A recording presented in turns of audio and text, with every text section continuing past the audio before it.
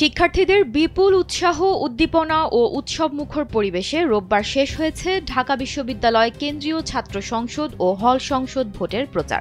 আনুষ্ঠানিক প্রচারের ১৩ দিনে প্রার্থীরা একে অপরের বিরুদ্ধে অভিযোগ পাল্টা অভিযোগের তীর ছুঁড়েছেন, জড়িয়েছেন আনুষ্ঠানিক অনানুষ্ঠানিক নানা বিতর্কে। আচরণবিধি লঙ্ঘন হলে তা প্রতিকারের চেষ্টাও করেছে ডাকসু ভোটের জন্য গঠিত নির্বাচন কমিশন। এদিকে ডাকসু নির্বাচন নিয়ে হয়েছে ৪টি জরিপ, এর মধ্যে ৩টি নিয়েই রয়েছে প্রশ্ন।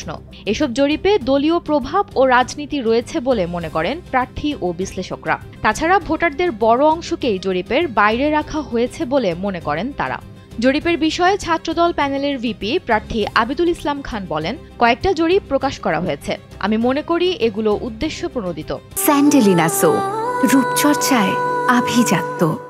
আশা করি তারা যোগ্য প্রার্থীকেই ভোট দিয়ে নির্বাচন করবেন। শিবির প্যানেলের এজিএস প্রার্থী মহিউদ্দিন খান বলেন, আমরা জরিপে নয়, ভোটারদের ভোটে বিশ্বাস রাখতে চাই। বাংলাদেশ গণতান্ত্রিক ছাত্র সংসদ সমর্থিত প্যানেলের ভিপি প্রার্থী আব্দুল কাদের বলেন, জরিপের গুরুত্ব আছে, তবে এসব জরিপের নিরপেক্ষতা নিয়েও প্রশ্ন আছে। আমি মনে করি যোগ্যতা, দক্ষতা বিবেচনা করেই তারা প্রার্থী বেছে নেবেন। সাধারণ শিক্ষার্থীরা বলছেন, প্রার্থীদের যোগ্যতা, দক্ষতা দেখে মূল্যায়ন করছি। চূড়ান্ত সিদ্ধান্ত কে কোন প্যানেলের এসব দেখে নয়, প্রার্থীর সার্বিক দিক দেখেই ভোট দেব।